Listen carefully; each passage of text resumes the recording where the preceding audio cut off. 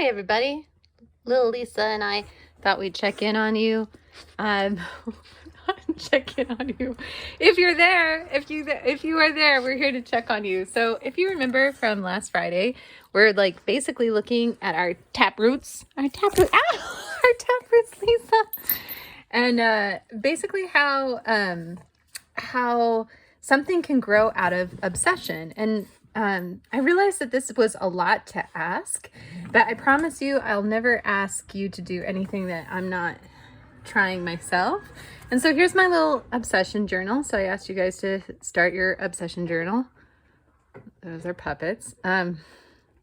So this is just one day in an obsession journal. So my obsession, of course, is focused on plants, and right now I'm really into Hoyas. So I'm trying to figure out why Hoyas. Like, I love the way that they grow.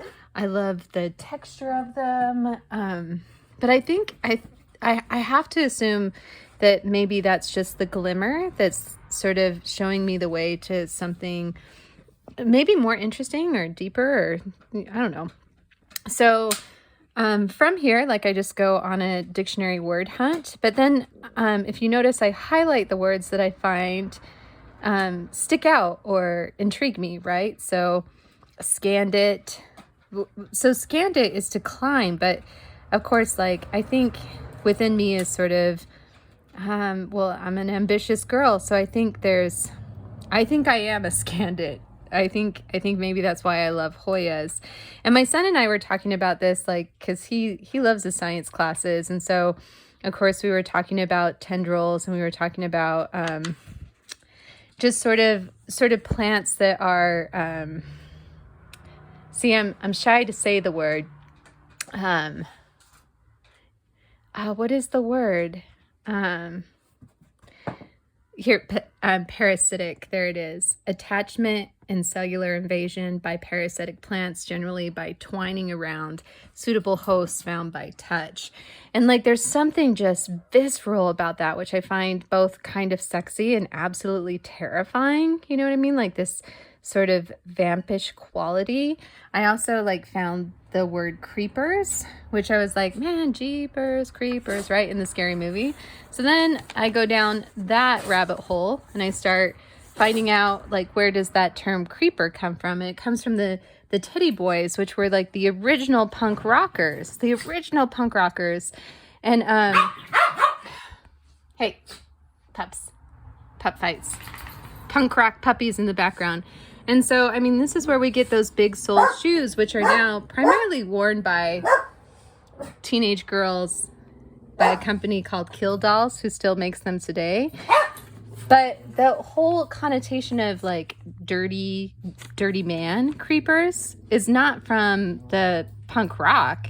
It's from the military. So when the military boys would go on break, they would wear their military boots, which of course had these big soled shoes. And so they were referred to as brothel creepers. And that's where we get the connotation of a dirty, something dirty.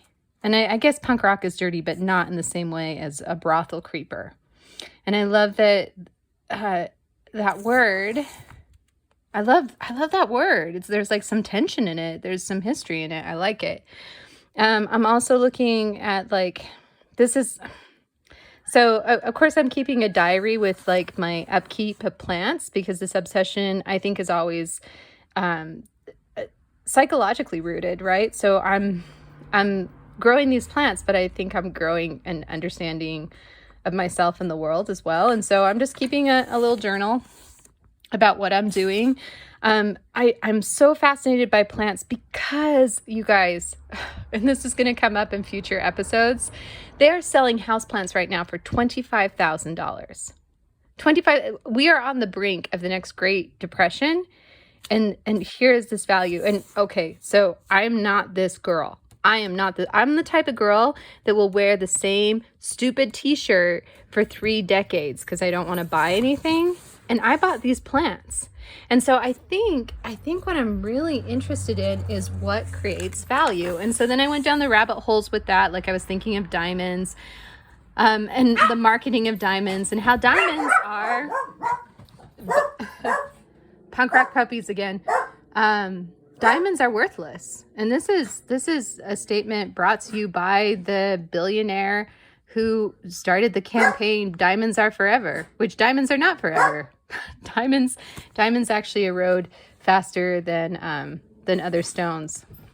And Lockheed Martin, which is up here where I live, is actually patented 3D printing of diamonds.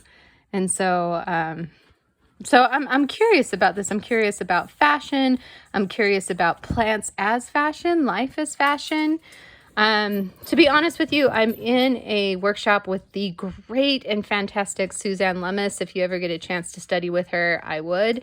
And she has us studying the modernist, and I think she meant it as a compliment, but she said that I had something in common with Ezra Pound, which is really difficult because I know Ezra Pound is sure a creative and supportive poet, but also a fascist and a racist, right? So I was like, okay, well, maybe I'll take a look at Pound. And I've never read the Cantos.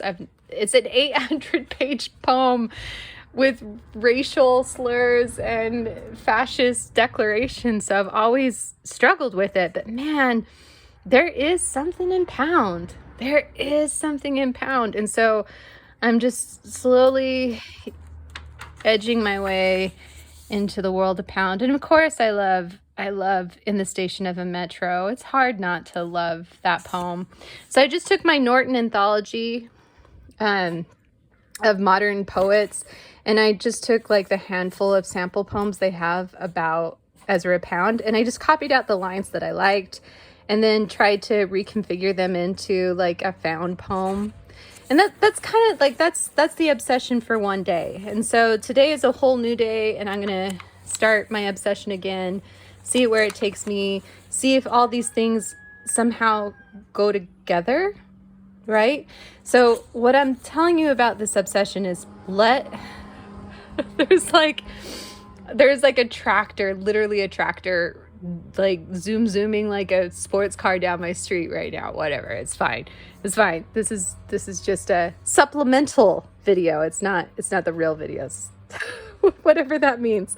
I just wanted to make sure that I wanted to tell you that this is a group effort and we're in this together, and give you a sample of punk rock puppies again. Give you a sample of what I'm asking you to do, which is let the language lead you. So I didn't know I was going to come up with all of this, but I'm really grateful for it. Like, I think these words will help me express something that's just under the surface, right? So I'm just letting the language lead me. So, and botany is not really a language that is like my home language. I'm not a botanist, but man, those cats have some words. I love it. And then I love how like I'm in this world of botany, but then I go back to something that's safer to me, which is probably punk rock fashion. Jesus. Oh, I mean, amen.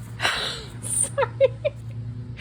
All right, I don't want to re-record this video, so I'm pretty sure this is what I'm going to post. I hope it's hopeful. I hope that we can share our journals together in the near future. And thanks, guys. Bye.